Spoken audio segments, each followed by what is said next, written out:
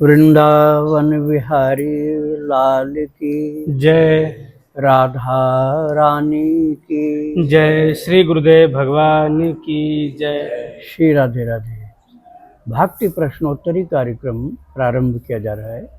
आइए हम सब भक्ति संबंधित प्रश्नों को श्रवण करेंगे। श्री राधे राधे गुरु जी, आपके श्री चरणों में कोटि कोटि दंडवत प्रणाम। आज का प्रश्न है उत्तराखंड से। गुरु जी, आपने बताया कि मखाने और भुने चने खाने में दोष नहीं लगेगा क्योंकि उन्हें सिर्फ भुना गया है। मुझे पता चला कि पोहा, मुरमुरे और साबूदाना की प्रक्रिया में पानी का कुछ प्रयोग होता है, तो क्या इन तीनों में अन्न दोष आ जाएगा? जो पोहा होता है वो तो चावल का बनता है और मखाना तो चावल का बनता नहीं, ये तो बनता है कमल का। तो ये तो अपने आप फलाहार है और पोहा तो चावल का, वो फलाहार नहीं कहा जा सकता है। तो दोनों को बराबर आप नहीं मान सकते हैं। मखाना फलाहार है, चावल अन्न का होता है, इसलिए दोनों बराबर नहीं। नहीं गुरु जी, वो मखाने के लिए उन्होंने चना, मुरमुरे और साबूदाना का बोला। पोहा, मुरमुरा और तो साबूदाना, ये कोई इनमें भी इसमें फलाहार नहीं, ये सब अन्न है। इनका दूसरा चना, प्रश्न मुरमुरा, पोहा ये सब अन्न है, जी। इसलिए साबूदाना तो और खराब, क्योंकि साबूदाना तो केमिकल से बनाया जाता है फैक्ट्रियों में। पेड़ का साबूदाना मिलेगा ही नहीं।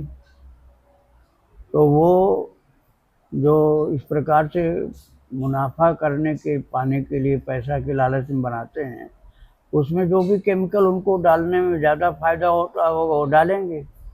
वो आपके फलाहार का ध्यान थोड़े रखेंगे। इसलिए आप मखाना और फल, कोई भी फल जैसे सेब है, केला है, जो भी उपलब्ध है ऋतु का फल, वो खाइए।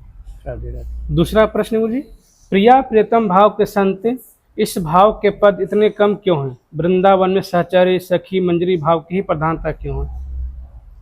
प्रिया प्रियतम के पद की कमी नहीं। आप मीराबाई के सब जितने पद हैं सब प्रिया प्रियतम के ही हैं। उनको आप सुनिए, गाइए, सभी प्रिया प्रियतम के ही पद हैं अधिकतर। इनका आखिरी प्रश्न है, कुछ भक्त यह कहते हैं कि गोपी भाव जब अपनी उच्च अवस्था में पहुंचेगा तो सहचर्य भाव आ जाएगा।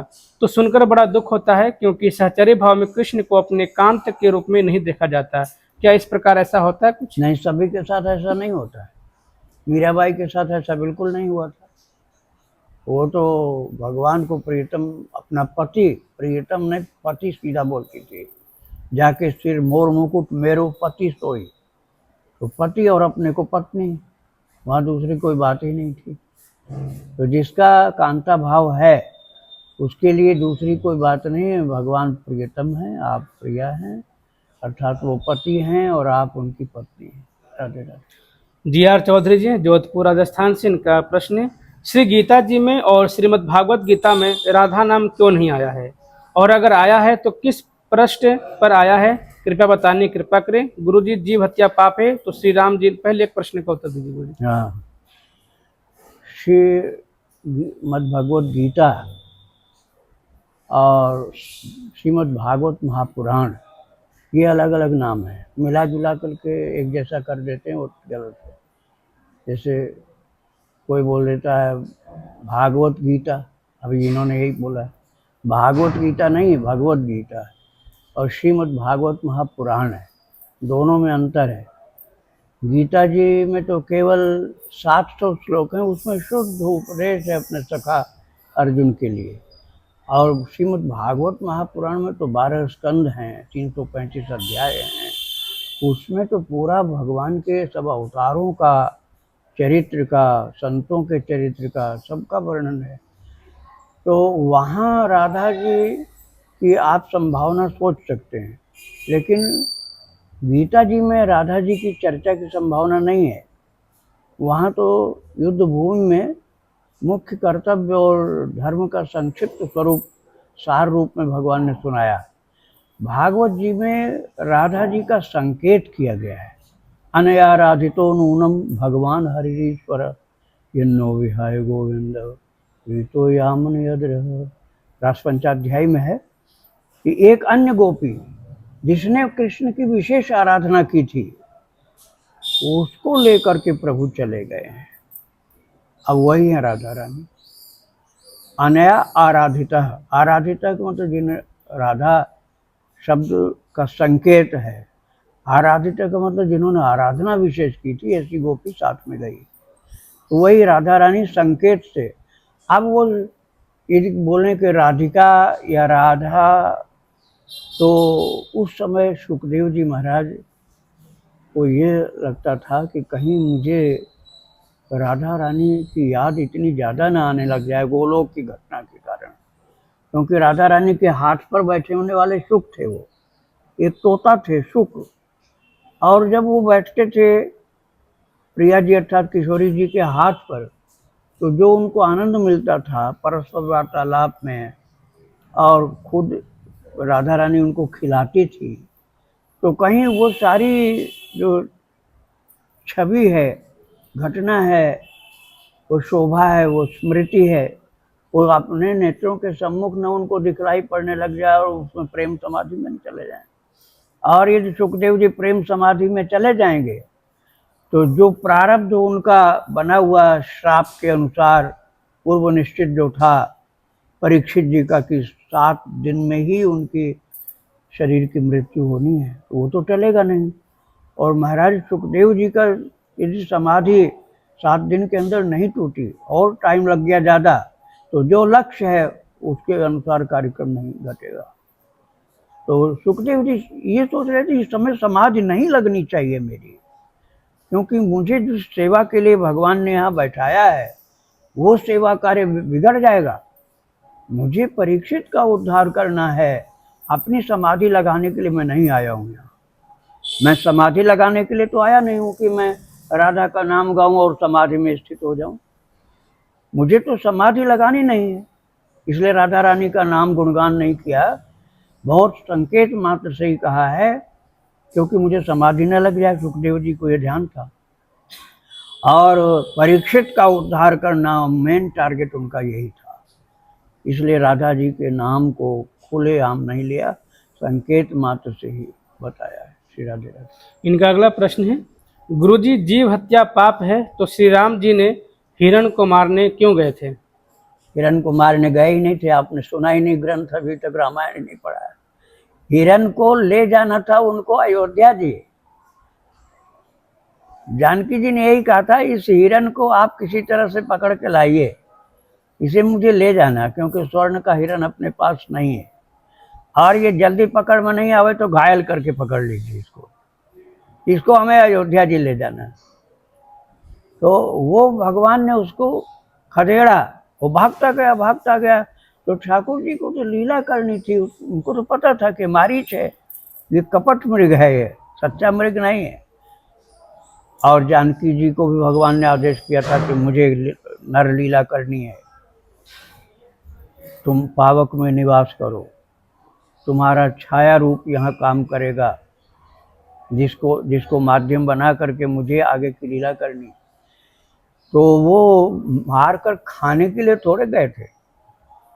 प्रश्नकर्ता जो कह रहा है कि काय के लिए उसको मार रहे हैं, खाने की बात नहीं है, वहाँ उसको पकड़ना है। जाल तो था नहीं कि जाल में पकड़ लें, और उसको थोड़ा सा घायल करके पकड़ना था, लेकिन ये तो एक बहाना था, वास्तव में उसके माध्यम से आगे की लीला करनी थी, मारीच के माध्यम से। तो वहाँ मार के खाने वाली बात है ही नहीं। और पहले जो राम जी का लिखा हुआ है, पावन मृग मारहि जिय जानी, दिन प्रति नृपहि दिखावहि आनी। पावन मृग मारहि जिय जानी, जी में समझ करके किसके उद्धार का समय आ चुका है। कौन ऐसा तपस्वी है जो इस समय उद्धार के योग्य बन चुका है? उस पावन मृग को जिसने तपस्या करके अपने जीवन को महान पवित्र बना लिया है, जी जान करके समझ करके उसका उद्धार करते थे। और अंदर की बात तो ये थी, लेकिन दिन प्रति नृपहि दिखावहि आनी, राजा को दिखाते हैं कि मैं कितना वीर हूँ, आपका बेटा हूँ, आपके आशीर्वाद से मेरे अंदर शक्ति है। राजा खुश हो जाते थे। बस उसके बाद वो भील जहाँ रहते थे उस बस्ती में जंगल में छोड़ आते थे। वो तो भगवान अपना पराक्रम दिखाकर सबको, सभी मृगों को नहीं मारते थे। पावन मृग मारहि जिय जानी, सभी मृग को नहीं मारते थे, विशेष पावन पवित्र, क्योंकि मोक्ष देना था उनको। जिनको मोक्ष के लायक समझते थे उन्हीं को मारते थे, और बहुत प्यारा अपना समझ करके अपने धाम भेज देते थे उसको। श्री राधे राधे। मुझे तान्या जी गुरुजी, इनका 8 प्रश्न गुरुजी, इनका हमेशा ऐसे प्रश्न आता है, तो इनको शॉर्ट में दीजिएगा, नहीं तो पूरा आज का टाइम हाँ, नहीं मिल चलो पाएगा। छोटा छोटा उत्तर बोल जी गुरुजी।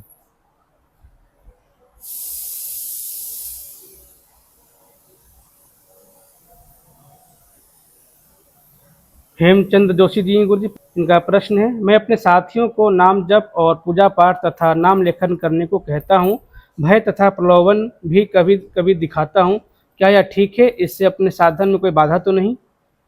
बाधा तो नहीं है, लेकिन आप पहले अपनी योग्यता बढ़ाइए, अपनी भक्ति बढ़ाइए। यदि आप अपनी भक्ति नहीं बढ़ाएंगे तो उनकी संगति का असर आपके ऊपर कुसंग वाला असर हो सकता है। वो यदि ज़्यादा लोग होंगे जिनको आप सुधारना चाहते हैं और उनमें गड़बड़ी ज़्यादा हुई तो आपको बिगाड़ने में कुछ सफल हो सकते हैं। इसलिए अपनी भक्ति मजबूत कीजिए, इसके बाद थोड़ा सुझाव उनको दीजिए, और उसमें से जो आपको अच्छे लगते हो उनको अधिक समय दे दीजिए। लेकिन जो बिल्कुल ही बिगड़े लोग होंगे, वो झटपट नहीं सुधरने वाले, उनको किसी की जिम्मेदारी पर कहो कि अपने साथ इसको भक्ति में लगाओ। तो अपनी भक्ति भी खूब अच्छी तरह से चलानी है। पहले सुबह से जल्दी से उठकर अपनी साधना में लगो। जैसे लोटा मांजते हैं ना, अब तो लोटा तो कम लोगों के पास रहता है, तो पहले अपना हाथ मांजते हैं। ये नहीं कि लोटे को ही मांजे और उसके बाद अपना भी हाथ, जो जंगल में रहने वाले साधु लोग, तो अपना भी हाथ धोना, केवल लोटा ही नहीं धोना, तो अपना भी हाथ धोओगे तभी लोटे को भी साफ कर पाओगे। ऐसे ही पहले अपनी चित्त शुद्धि चाहिए, अपनी साधना को श्रेष्ठ करना चाहिए, उसके बाद फिर खुद का दीपक जलाओगे तब दूसरे का दीपक जला पाओगे। अपना दीपक बुझा हुआ दूसरे का कैसे जलाओगे? तो अपनी भक्ति को मजबूत बनाना है, उसके बाद दूसरे को प्रभावित जल्दी कर पाओगे। राधे राधे। इनका दूसरा प्रश्न, मैं अपनी झोली माला बदलना चाहता हूँ और जो पुराना पहले से, तो इसका क्या करें? क्या किसी को दे सकते हैं जापक को? आप माला तो नहीं बदलिएगा, माला बदलना बहुत घाटे का काम है। माला चार्ज हो जाती है, उसमें शक्ति आवेश आ जाता है, उसको स्पर्श कराने से भूत प्रेत भाग जाते हैं, इतनी शक्ति होती है माला में। और आपका भी कल्याण होता है, बहुत ज़्यादा कल्याण होता है। माला बार बार बदलोगे तो शक्ति उतनी नहीं रहेगी। झोली भी जल्दी से नहीं बदलनी चाहिए। हाँ, फट गई हो, कुछ धब्बा विशेष लग गया हो और प्रभु का नाम उस पर नहीं हो, हनुमान जी या चैतन्य महाप्रभु उस पर नहीं हो और भगवान का नाम न लिखा हो, तब बदलो। और यदि इस पर झोली पर भगवान का नाम लिखा है, हनुमान जी हैं, चैतन्य महाप्रभु या राम जी हैं, कृष्ण भगवान उस झोली पर छपे हुए हैं, तो वो झोली नहीं हटाना है, भले ही कितनी पुरानी हो गई। और पीट पीट करके नहीं धोना, उसको पटक पटक के नहीं धोना, आराम से, बहुत उबलते पानी में नहीं, समशीतोष्ण जल में। जैसे नींबू है, इस प्रकार की कोई पवित्र चीज़, कोई एनिमल फैट वाला साबुन नहीं होना चाहिए।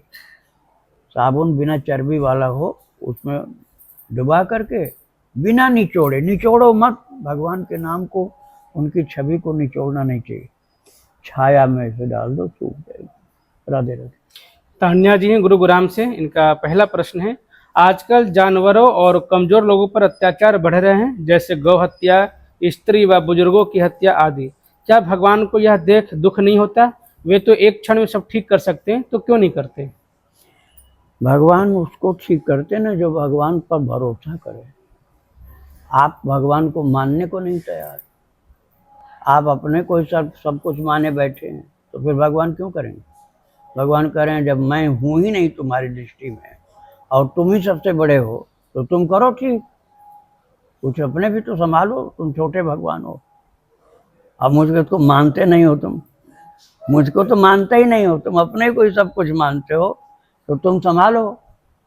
उसका संभालते हैं भगवान जो पूरा उनके चरणों का आश्रित होता है। आपने भागवत जी सुना है ना, तो जड़ भरत का चरित्र सुना होगा। जड़ भरत को दुष्ट लोग, डकैत लोग तलवार से मारना चाहते थे। तलवार पड़ने के पहले भगवान ने प्रेरणा कर दी काली को, और काली प्रकट होकर दुष्टों को सबको मार डाली। एक जड़ भरत की रक्षा करने के लिए सारे डाकू मार दिए गए। वहां भक्ति है, जहां भक्ति होगी वहां भगवान करेंगे। अब भक्ति नहीं तो भगवान को क्या पड़ा है कि सब काम करने लग जाए। उनके ऊपर भरोसा करो, विश्वास करो, तब होगा। राधे राधे। आगे कह रहे हैं गुरुजी, गुरुदेव क्या कलयुग के अपराध भगवान की लीला है या लोगों के बुरे कर्मों का परिणाम है, या ऋषि मुनियों का भविष्यवाणी के अनुसार हो रहे हैं ताकि अंत में भगवान अवतार लेकर इनका नाश करें? भगवान का अवतार तो होगा, लेकिन कब होगा ये कोई जानता नहीं। और भगवान आज भी हैं, वही भगवान जो सतयुग में थे, त्रेता में थे, द्वापर में थे, वही भगवान आज हैं। भगवान की शक्ति कम नहीं होती है, मनुष्य की शक्ति कम होती है। जब पाप करेगा, भक्ति करेगा नहीं, प्रभु पर विश्वास करेगा नहीं, श्रद्धा कमजोर या नहीं है, तो मनुष्य की आध्यात्मिक शक्ति क्षीण होती चली जाती है। भगवान की शक्ति थोड़ी कम हो सकती है, वो तो परमात्मा है, संपूर्ण शक्तियों से भरपूर हैं वो। उनकी शक्ति कम नहीं होती, वो सब कुछ कर सकते हैं। उनकी भक्ति करोगे तब लाभ मिलेगा, भक्ति नहीं करोगे तो लाभ नहीं मिलेगा। अब वो कलयुग को भी उन्होंने ही तो बनाया है। सतयुग, त्रेता, द्वापर, कलयुग, चारों भाई जो भगवान के ही बनाए हुए। अपने अपने टाइम में उनका भी कुछ वैल्यू होता है। जहाँ देखेंगे कि हमारी चलेगी वहाँ चलाएंगे। अब जो उनकी चलने देने वाला ही नहीं है, जो प्रभु के चरणों का भक्त, वहाँ कलयुग की दाल गलती नहीं, वहाँ वो वापस चला जाता है। और जो भगवत विरोधी है वो दुष्टताओं से भरपूर है। नरक में कौन जाएगा? उसके लिए तो भी चाहिए आदमी। नरक में जो जाएंगे उनके लिए भी तो कोई न कोई चाहिए। तो कलयुग उन लोगों को तैयार कर रहा है कि नरक में तुमको जाना है, तो आप भगवत भक्त हो जाओ, उन सब के परेशानी से मुक्त हो जाओ। राधे राधे। इनका दूसरा प्रश्न है, मैं आपसे दीक्षा लेना चाहती हूँ। मैं राधा रानी को अपना इष्ट मानती हूँ और राधा रानी कान्हा जी की पूजा करती हूँ, लेकिन मेरे घर वाले लहसुन प्याज खाते हैं। अगर मैं लहसुन प्याज त्याग दूँ तो क्या उसी बर्तन में खा सकती हूँ जिसमें लहसुन प्याज बनता है? और यदि बाहर घूमने या रिश्तेदारों के यहाँ मजबूरी में जाऊँ तो क्या वो 1-2 दिन के लिए लहसुन प्याज का सेवन कर सकती हूँ वहाँ? आप पहले नाम जपना शुरू करो, खूब ज़्यादा जपो, खूब ज़्यादा जपो, खूब भक्त चरितावली सुनो। भक्त चरितावली सुनते सुनते प्रेम उत्पन्न होगा। नाम जपो, नाम कीर्तन करो, प्रभु का ध्यान करो, बिना दीक्षा लिए करो। आपके अंदर इतनी अपनी शक्ति प्रकट हो जाएगी, आत्मबल जितना मजबूत हो जाएगा, एक दिन में लहसुन प्याज छोड़ दोगे। एक दिन में छोड़ दोगे। भक्ति में लगो तो मजबूती से, एक दिन में छोड़ दोगे। और जो बिगाड़ने वाले लोग हैं तुम्हारी संगति में, उनको छोड़कर तिनका की तरह से अलग हो जाओगे। उनको तिनके की तरह से छोड़ दोगे। वो तुमको लहसुन प्याज नहीं खिला पाएंगे, तुम उनको पंचामृत पिलाने लग जाओगे। वो तुम्हारी बात को मान लेंगे और तुम उनकी बात को मानने के लिए मजबूर नहीं होगे। तुमको भक्ति पहले करनी, बाद में दीक्षा लेना। दीक्षा बहुत जल्दी मत करो लेने के लिए, और भक्ति चालू कर दो, फिर दीक्षा भी ले लेना। तुम्हारा आत्मबल मजबूत होगा, कुसंगियों की संगत से बच जाओगे। राधे राधे। इनका अगला प्रश्न है, गुरुजी क्या नाम जप से मनुष्य की दिव्य दृष्टि खुल सकती है, या फिर यदि हम आंखें बंद करके मन चक्षु के पटल पर भीतर ही भीतर नाम लिखें तो क्या उससे दिव्य दृष्टि खुलती है? जो साधक अधिक नाम जप करते हैं, यदि उनके घर या आसपास नकारात्मक ऊर्जा है तो क्या वह उनके नाम जप का प्रभाव चुरा सकती है, खासकर जब वे बोलकर या उपांशु जप कर रहे हो या मानसिक जप? चैतन्य महाप्रभु ने शिक्षाष्टक में लिखा है, नाम नामकारी बहुधा निज सर्वशक्ति तत्रार्पिता नियमित स्मरणेन काल। चैतन्य महाप्रभु कहते हैं नाम नामकारी बहुधा, बहुत सारे नाम प्रभु ने प्रकट किए, और निज सर्वशक्ति तत्रार्पिता, और हर नाम में अपनी सारी शक्ति रखी, एक नाम में नहीं, हर नाम में सारी शक्ति रखी। अब आपके सम्मुख बादाम का हलवा रखा है, ताकत बढ़ाना है तो खाओ, और उनको हम नहीं खाते, मत खाओ, दुबले पतले पड़े रहो मरियल जैसे। अब तुम्हारे पास तो पौष्टिक रसायन है, तुम नहीं सेवन करोगे तो कहाँ से ताकत आ जाएगी। तो भाई भगवान नाम में तो कुछ बकाया छोड़ा ही नहीं भगवान ने, सारी शक्ति निज सर्व शक्ति तत्रार्पिता। आप जप करो, लेकिन एक माला करने से नहीं होने वाला है। पाप का पहाड़ भरा पड़ा है, अनंत जन्मों का पाप का पहाड़, उसी को काटने में पहले नाम महाराज लग जाते हैं। एक माला से कुछ नहीं होना, रात दिन भजन करो, सारे पाप के पहाड़ मिट्टी में एकदम मिल जाएंगे, और उसके बाद फिर शक्ति प्रकट होनी शुरू होगी। फिर नाम की जो शक्ति होगी उसको देख करके बड़े बड़े शक्तिधर जो देवी देवता वो भी आपको प्रणाम करेंगे। श्री राधे राधे। इनका चौथा प्रश्न है, गुरुजी मेरी ग्रेजुएशन पूरी हो चुकी है और अब मैं आयुर्वेदिक डॉक्टर की पढ़ाई करूंगी।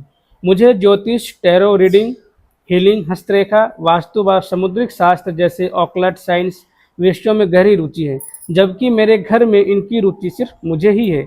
मेरा उद्देश्य जरूरतमंदों की शारीरिक और आध्यात्मिक दोनों रूप से सेवा करना है। क्या इस दिशा में आगे बढ़ना उचित रहेगा? यदि भक्ति करना है तो ये सब कोई महत्व के नहीं।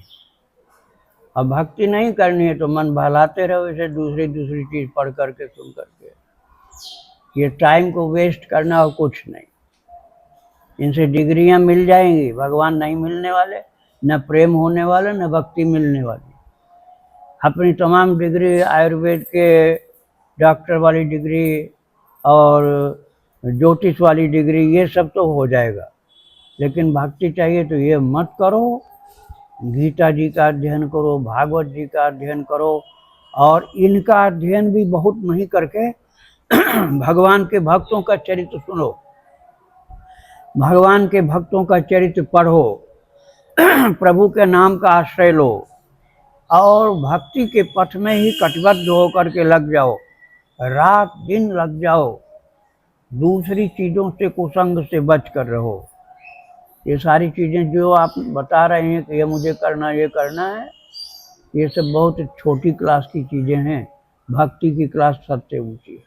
श्री राधे राधे। इनका पांचवा प्रश्न है, ध्यान के समय यदि शरीर धीरे धीरे आगे पीछे झूलने लगे तो इसका क्या अर्थ होता है, और साधक को बाद में पता चलता है कि उसका शरीर ध्यान या नाम जप के दौरान धीरे धीरे झूलने लगा था। गुरुजी इसका क्या अर्थ होता है? इसमें कोई हानि नहीं है। जब ध्यान में या भक्ति में मस्ती आती है तो झूलने के और डांस भी करेगा वो, तो वो नाचने लग जाएगा।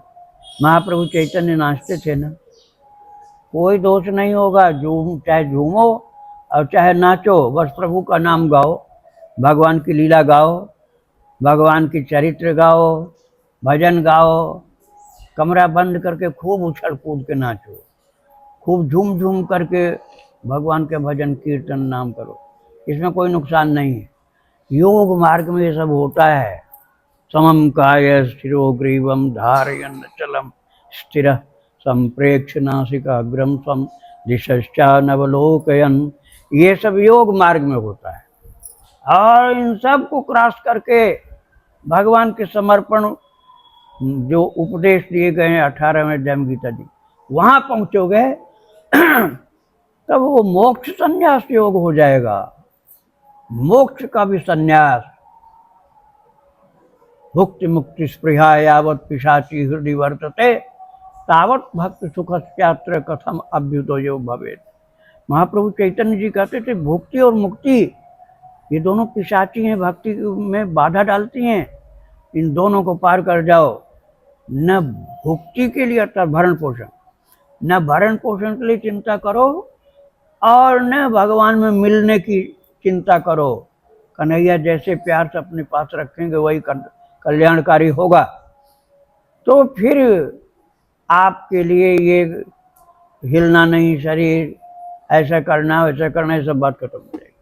प्रेम ही सर्वोपरि हो जाएगा। राधे राधे। इनका आखिरी प्रश्न है, गुरुजी कृपया बताइए, यदि किसी को भौहें के बीच में माथे के मध्य में दर्द हो रहा है तो क्या यह अधिक नाम जप करने की वजह से होता है या फिर इसकी कोई और वजह हो सकती है? मानसिक जप करिए तो नहीं होगा, जोर जोर से बोलने से हो सकता है। वैसे वाइब्रेशन यदि यहाँ होता है तो ये आज्ञा चक्र को जागृत करने की बात हुई। आज्ञा चक्र जागृत होने से भी होता, दर्द नहीं होता, वाइब्रेट होता है।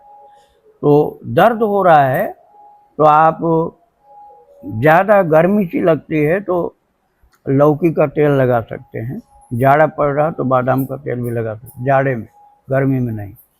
और आपको ध्यान लगाना है तो यहाँ पर न लगा के हृदय में ध्यान कर लो। यहाँ लगाओगे ना ध्यान ज़्यादा तो हो सकता है उष्मा उत्पन्न हुई हो। हृदय में ध्यान करोगे तो वो नहीं होगा। राधे राधे। अमित जी, इनका प्रश्न है, व्रजवासी कौन है? ब्रजवासी जो ब्रजराज को अपना माने वही ब्रजवासी।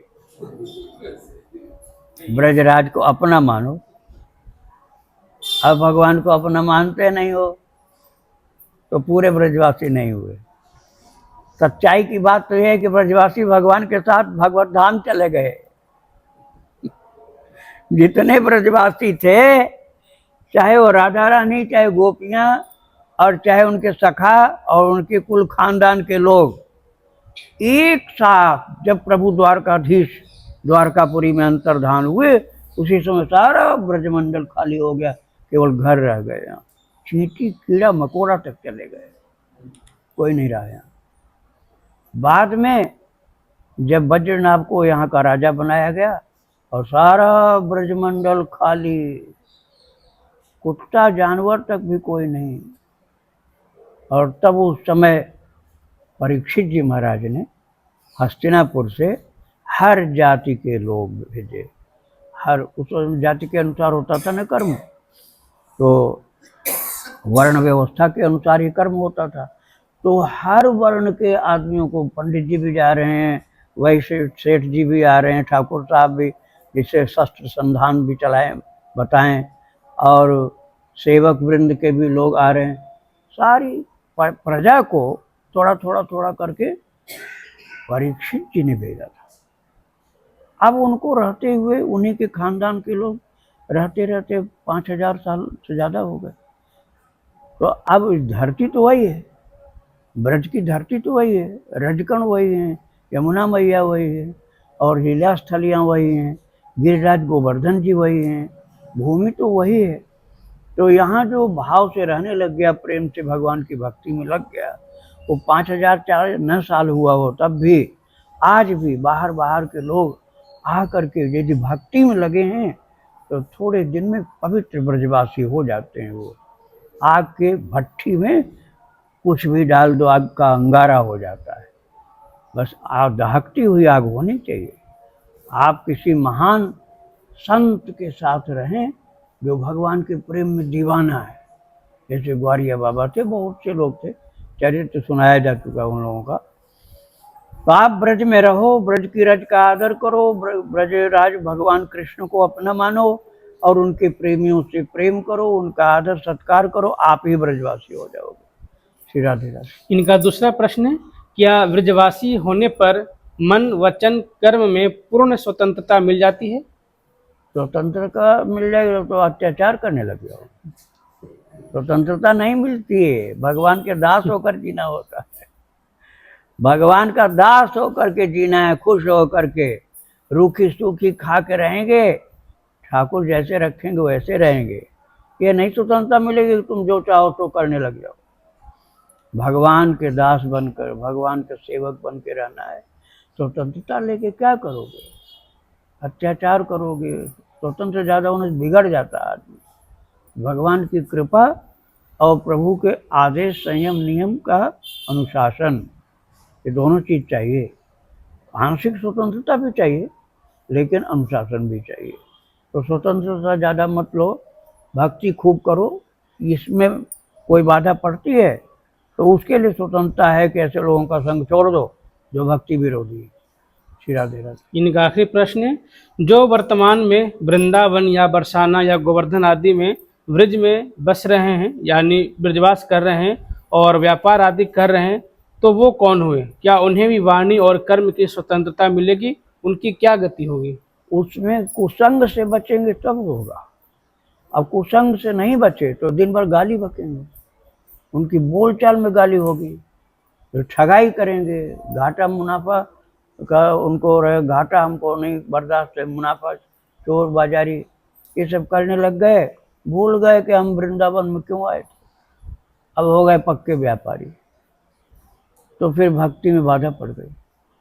अब आप यहाँ गृहस्थ हो और यहाँ रह रहे हो, पूरे घर के लोग मिलकर के बैठकर कीर्तन करो, सुबह शाम 1-1 घंटा कीर्तन, बेटा बहू पति पत्नी दादी दादा सब मिल करके घर के सब लोग 1-1 घंटा सुबह शाम कीर्तन करो रोजाना, और झूठ नहीं बोलो, मारकूट नहीं करो, बेटी बहू को बराबर समझो, उनको अपनी पराई मत देखो, सब भगवान के हैं, इस भाव से रखो तो परिवार तुम्हारा ब्रजवासी का परिवार हो जाएगा। और तुमने ये ध्यान नहीं दिया तो तुम परिवार में यदि और जगह की तरह से लड़ाई झगड़ा ये सब चालू कर दोगे तो तुम्हारा ब्रजवास बेकार हो जाएगा। इससे अच्छा अकेले रह जाओ, परिवार से रहते हो तो संपूर्ण परिवार को भक्त बना के रखो। राधे राधे। आज का आखिरी प्रश्न गुरु जी, घनश्याम गुप्ता जी मुंबई से, इनका प्रश्न है, कृपया बताने की कृपा करें कि निर्जला कृष्ण जन्माष्टमी व्रत कब रखना है? जन्माष्टमी व्रत निर्जला करना आवश्यक नहीं होता है, भगवान को व्रत कुछ नहीं करा है, भगवान को क्या पाना बाकी रह गया बताओ? तुम तो भजन करोगे, व्रत करोगे, पूजा करोगे तो कुछ पाना है तुमको, और भगवान को भी कुछ पाना बाकी रह गया, उनको काहे को व्रत कराओ भाई, उनको भूखा काहे परेशान करो, उनको खूब खिलाओ पिलाओ, लेकिन हमको ये व्रत करना है तो जैसा निभ सकता है, भगवान को भोग लगाने में चूक मत करना, अपने लिए है संयम, हम साधक हैं, ठाकुर जी साधक नहीं होते, ईश्वर है, उनके लिए व्रत नहीं है, हमारे लिए व्रत है। हमको जो निभ जाए, निभ सकता है तो निर्जल कर लो, नहीं निभता है जल पर रख लो, उससे भी नहीं काम चला, गाय का दूध मिल जाए भोग लगा के पान करो, नहीं तो फलाहार ले लो। और रात में जो भगवान को अन्न वाला भोग लगाया है कृष्ण जन्म के समय पर, तो आप 12 बजे भगवान का भोग प्रसाद लेकर व्रत तोड़ भी सकते हैं, खोल सकते हैं। और अब भगवान का जन्म हो गया, आप काहे को परेशान हो, कष्ट क्यों पाओ?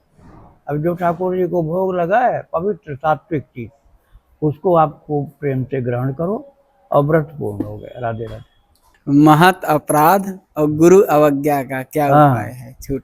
अभी तुमने इतने बड़े प्रश्न पूछे। गुरु अवज्ञा का मतलब ये होता है कि गुरुदेव जो चाहते हैं उसके विपरीत करो तो गुरु अवज्ञा हो गई। अब उन्होंने बोला नहीं है, लेकिन उनकी बात तुम जानते हो कि वो कहना क्या चाहते हैं। नहीं बोल दिया तब तो पालन करना ही करना है, फिर उसके विपरीत नहीं चलना है। और नहीं बोला है तब भी उनकी बात तुम जानते हो कि वो चाहते क्या हैं, तो उसी के अनुसार करो तो गुरु अवज्ञा नहीं हुई। और अरे छिप करके हम ऐसा कर लेंगे, हाँ अपराध हो गया। ये आपने उनकी इच्छा है, अपराध का दंड न मिले इसके लिए चरणों में गिर के माफ़ी मांगो और फिर खूब ज़्यादा उनकी सेवा करो, भक्ति करो। और बहुत दया की मूर्ति होते हैं गुरु महाराज के, जहाँ क्षमा मांगोगे भक्ति में लग जाओगे और विश्वास दिला दोगे कि आगे हम अवज्ञा आपकी नहीं करेंगे, माफ़ हो जाएगा। और दूसरा क्या था, महत अपराध। अरे सबसे बड़ा महत अपराध है भक्तों का जो भक्ति का मार्ग है उसके विपरीत चलने लग जाओ, कुसंगियों का साथ पकड़ लो, तो ये समझ लो सबसे बड़ा अपराध है। तो कुसंग को दूर रखना है, सत्संग का लाभ उठाना है। गिरिजा संत समागम समन लाभ कछुआन, संत समागम का लाभ प्राप्त करना ये सबसे बड़ा लाभ है, और इससे दूर दूर रहो तो सबसे बड़ा अपराध हो गया। राधे राधे। वृंदावन बिहारी लाल की जय। राधा रानी की जय। श्री गुरुदेव भगवान की जय। श्री राधे।